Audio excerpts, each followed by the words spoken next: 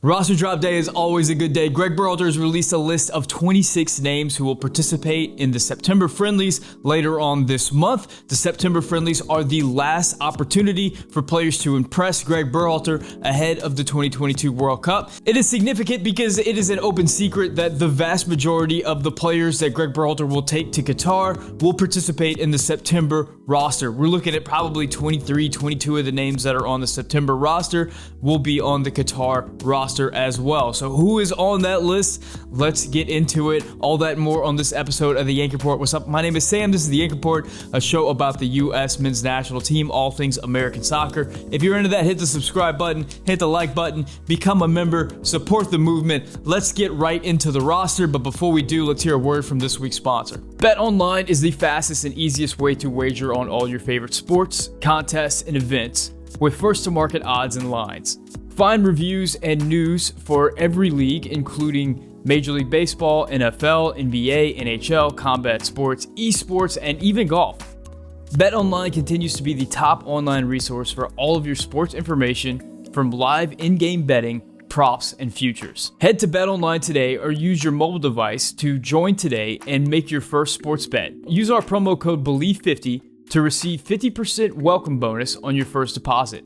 BetOnline, where the game starts. Starting with the goalkeepers, and maybe you can consider this a surprise, but we have Matt Turner, Sean Johnson, and Ethan Horvath. So Zach Steffen does get left off of this list. A bit of a surprise whenever you consider that Zach Steffen came into this World Cup qualifying cycle as the expected number one goalkeeper, served as the number one goalkeeper through a lot of the cycle, and then left Manchester City in the summer in order to join a club where he'd get more playing time in preparation for the World Cup. However, his trip to Middlesbrough so far has not been the greatest. He hasn't looked that great so far, and he's got a bit of an injury. It appears that his injury is lingering a little bit longer than was initially expected. So potentially that injury is the reason why he's not going to be joining this roster. So potentially Zach Steffen could miss the September friendlies, but still make the World Cup roster. However, there is another camp of fans out there that believe that it is Zach Steffen's performances that are keeping him out of this roster. He's not performed very well for Middlesbrough. To be fair, Ethan Horvath hasn't performed all that great as well. There's been some charts released that kind of show that the American keepers are not doing so great in the championship. Meanwhile, Matt Turner, I believe, has had one opportunity to play this year for Arsenal in a cup game, and his performance was kind of a mixed bag. Sean Johnson continues to sort of hold it down as the MLS keeper. He's the only guy out of this group that I think is getting regular minutes and is performing well, but how high is he in the goalkeeper totem pole at this point? To me, he's always been that third guy, that last guy, sort of that last name on the team sheet type of guy. So there are concerns with this goalkeeper group heading into September and presumably heading into November, heading into the World Cup. But, it is what it is at this point. We knew whenever Matt Turner made the move that we could be looking at bringing World Cup keepers that hadn't had a lot of minutes, and that's exactly where we are right now. Moving on to the center back position, and we have Chris Richards, Walker Zimmerman, Aaron Long, and Cameron Carter-Vickers. I think the only real surprise in the center back position is I was expecting Gregg Berhalter to bring 5 center backs, and I think a lot of people were. Whenever you have guys like Eric Palmer-Brown, Tim Ream, and James Sands kind of lingering around, the thought was that one of those guys would make the roster, and we'd have 5 center backs. That's not what Gregg elected to do. He dropped a center back, decided to bring an extra winger, an extra attacker, and we'll get into that later. But I think the 4 guys that he brought is pretty consistent with the 4 names that he's been dropping throughout his interviews. I think this September window is going to be dedicated to establishing 2 starters and giving those guys the bulk of the minutes. Presumably, that will be Walker Zimmerman and Chris Richards.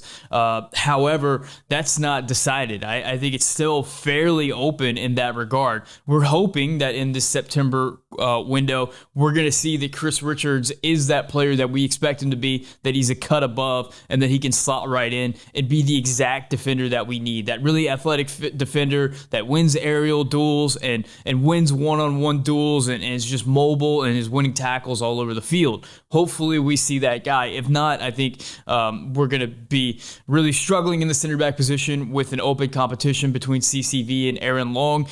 In the summer, that competition between Aaron Long and CCV wasn't all that conclusive. CCV has been performing really well for Celtic, so hopefully he can carry that and show that with the national team. And I know Aaron Long has a lot of critics, so hopefully he can step up and show that he deserves this place in the team as well. We definitely need it because this center back position is going to be the position of weakness. I think the biggest position of weakness with this team heading into Qatar. At the fullback position, we have Serginho Dest, Sam Vines, Joe Scally, DeAndre Yedlin, and Reggie Cannon. Now, coming into this camp, we knew that there was a chance that Jedi Robinson was not going to be available, and here we are. Jedi Robinson's name is not on the list. When we look at how this roster projects to Qatar, I think it's pretty unanimous that if Jedi is healthy and available, he's going to be on that Qatar roster, which means somebody on this list is not going to be on that Qatar roster. Likely coming down, if I'm guessing it's going to come down to one of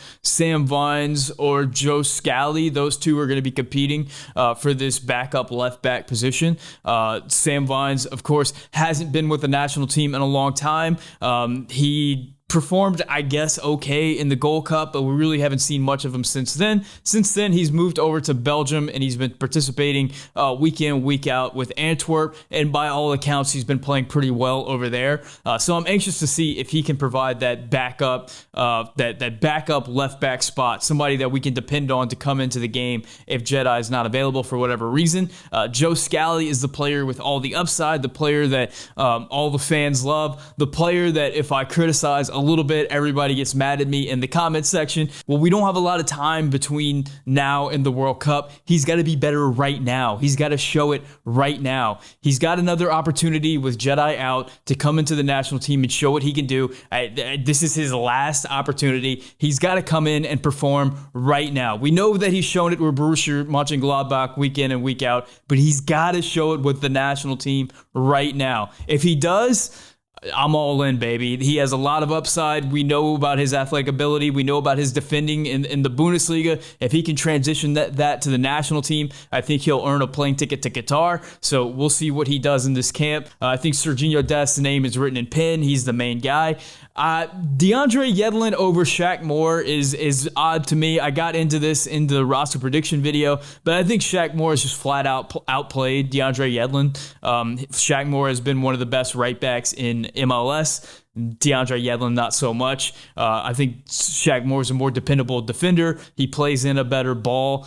Just a player that I trust a lot more. And it feels like every time Shaq Moore has had an appearance for the national team, whether it be in the Gold Cup or he was one of the players of the tournament, he's just been a dependable player for the national team every time he's been called upon. I understand DeAndre Yedlin is the only player on this roster with World Cup experience. He's an old head. He's a locker room guy. He's a guy everybody likes. And I guess for your fifth fullback, that's fine, I guess. That's really my biggest gripe with this roster right as it stands. At defensive midfield, Adams and Acosta are pretty much chalk. I think 100% of the people expected this, and there's no surprises here. For the attacking midfielders, it's largely what we had anticipated. The only real difference is I had Brennan Aronson listed as an attacking midfielder. In this roster, it's Malik Tillman that's listed as an attacking midfielder. I think it speaks to Tillman's ability to play multiple positions, which is going to go a long way towards helping him make that World Cup roster. But as it stands, we have Yunus Musa, Weston McKennie,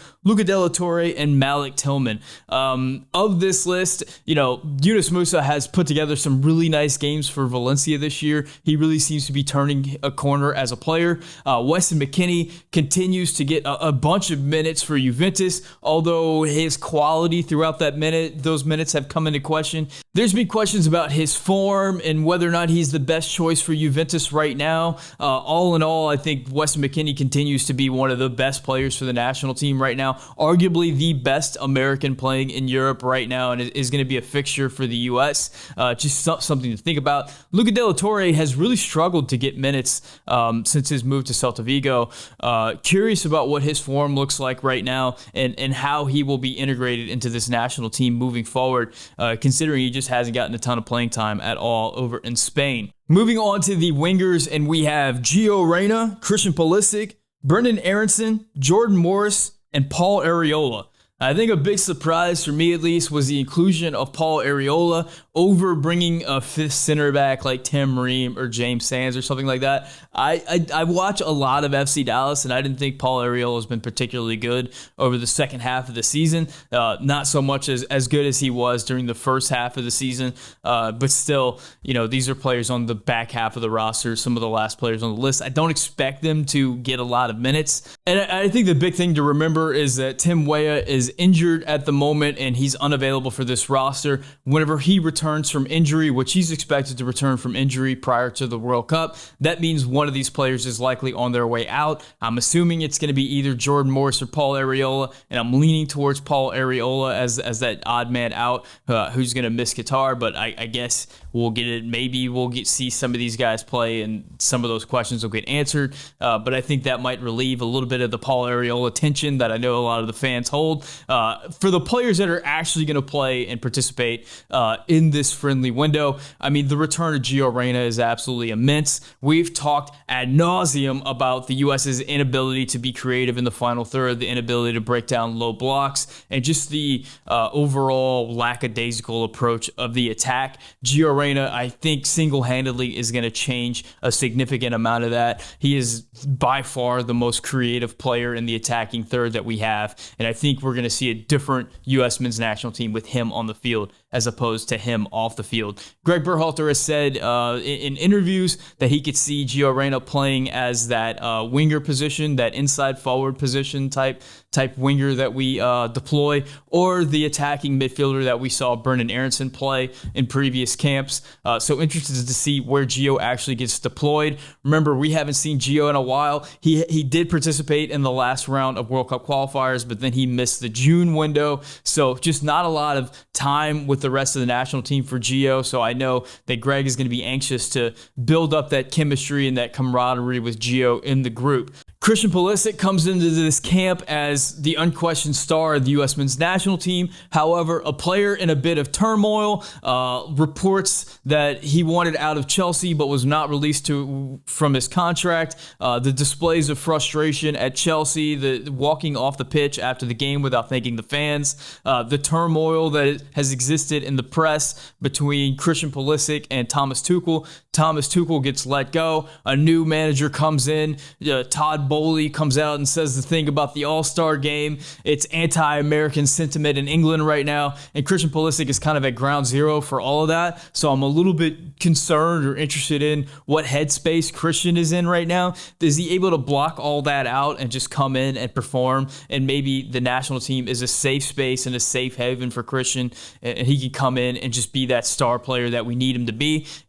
Interesting question. Then you have Brendan Aronson, who seems to be just continual on a just upward trajectory, rising pattern, just every week, just showing more and more aspects of his game, just looking like an absolute lights out player. So we do have a little bit of depth in that winger position that I'm really excited about. We move to the forwards, where we have the biggest snub of this entire roster. The forwards listed are Jesus Ferreira, Josh Sargent, and Ricardo Pepi. And that means that Jordan Pefok is not going to be on this list. Jordan Pefok did have a bit of an injury scare, but he returned for the weekend and had some big minutes for Union Berlin. Jordan Pefok has been on a tear, scoring goals in the Bundesliga. However, we know that Jordan Pefok isn't the type of forward that Gregg Berhalter looks for in his system. Now, the argument out there, the argument that I've put forward, and I think the argument that a lot of U.S. fans have said over and over again, is what happens if we're late in the game and we need somebody to come in, win headers, and score a goal? Who better than Jordan Pefok to be put in in that role. Well, it looks like Gregg Berhalter doesn't see it that way. He wants 3 guys that can fit into the system the way that he wants to play it, and that means the return of Ricardo Pepi. Ricardo Pepi, of course, made the move to Augsburg after riding this huge wave of scoring goals for FC Dallas, coming into the national team, scoring goals. The Pepi train was rolling. He gets the big money move to Augsburg, and the wheels fall off.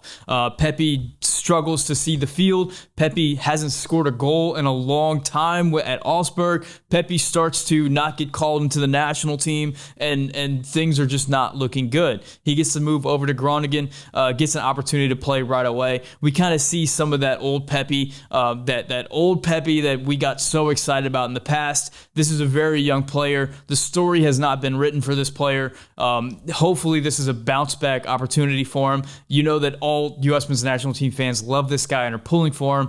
So excited to see what he can do, though a bit perplexed that Pepi was taken over a healthy Jordan Pefok. Meanwhile, the incumbent is going to be Jesus Ferreira, a player that is absolutely lights out right now in MLS. As of right now, he has 18 goals, on course to win the scoring record in the history of FC Dallas, becoming the highest single season scorer in the history of FC Dallas, and potentially break that 20-goal mark. That is always the big mark to break within MLS, all for a player that is 21 years old and participating at striker for the first time in his career. So it's a significant thing. Of course, Jesus Ferreira's big thing with the national team is that he fits the system really well for Gregg. He has a tremendous touch. He has tremendous playmaking ability. He's one of those players that makes the players around him better on the field, but he struggled to score goals, particularly against some of the stronger teams that the U.S. has faced. My hope is that he comes into this September window, scores a bunch of goals, puts all that behind him, more or less. I think fans are still going to complain no matter what, but is just a little bit more confident as the national team striker heading into November. If not, nipping at his heels is the return of Josh Sargent. Josh Sargent is another player who is one of the favorite players, the savior of the striker position for the national team for a long time. Similar to some of these other guys, has had this miraculous return to grace. The move to the championship for Norwich has seen a resurging Josh Sargent, to steal a phrase from the Scuff podcast, the Resurgence. A Josh Sargent who has been renewed, who looks like the player that we all expected him to be. He is scoring goals, but more importantly, I think he is confident. He is putting himself in goal-scoring positions, and whenever he's got that opportunity, he's really seizing it, and he's showing the speed, the strength, the power, but also the quality that made him such an exciting prospect to begin with. So big picture time of this list of 26 names. I think the vast majority are going to make the World Cup squad. The big questions are the return of Zach Steffen. If Zach Steffen returns to health, does that push one of the goalkeepers out? Maybe Sean Johnson, maybe Ethan Horvath. How does Matt Turner look after not having much game time at all for Arsenal? In the fullback position, Jedi Robinson will return, and that means maybe Joe Scally, maybe Sam Vines, maybe DeAndre Yedlin is on the hot seat heading to Qatar for this roster. How will those guys perform? Who will step up and earn that last seat to Qatar? Over in the winger position, the return of Tim Weah is going to push somebody out. Is it going to be Jordan Morris? Is it going to be Paul Arriola? Is it going to be Malik Tillman? Those are the interesting questions in that particular position. Furthermore, in that position, where do we see Gio Reyna line up? Do we see some interesting wrinkles, some tactical wrinkles with the position of Gio Reyna? Maybe Brendan Aronson, the same question. Malik Tillman, how does he look in his second appearance with the national team? An interesting question. And then at the striker position, the return of Ricardo Pepi, I think, is going to be a big storyline, but I think the main storyline is Jesus Ferreira.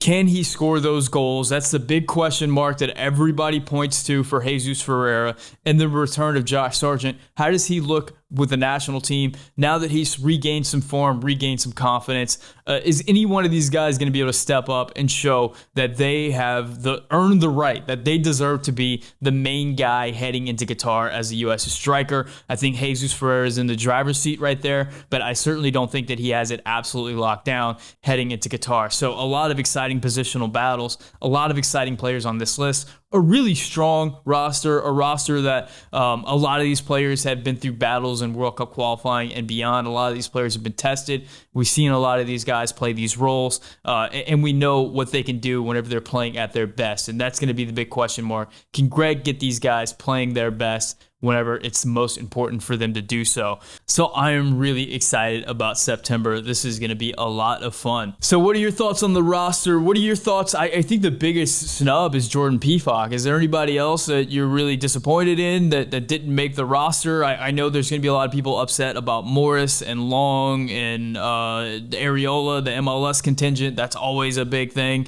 Though, if you don't want them on the roster, who would you rather see on the roster? Let me know in the comments section. What do you think about Gio Reyna's return and how that's going to impact the national team? What are your expectations for this September window in general? Let me know in the comment section. Another exciting thing for September is we've got the September release for Since 76, which is going to feature a hat for the first time. Everybody's been asking for a hat, so we got a hat that's going to be available for sale, the Vamos Estados Unidos hat. We're also going to debut the Yanks Are Coming shirt, a shirt that a lot of people have been asking about. That design is finally getting unleashed upon the world, so make sure that you're signed up for the mailing list or you're following us on socials so you don't miss that release. If you want the Yank Report and podcast form, you can find it anywhere podcasts are podcasted. If you want to support the channel, you can subscribe, you can like, but you can also become a member. Being a member directly supports the channel.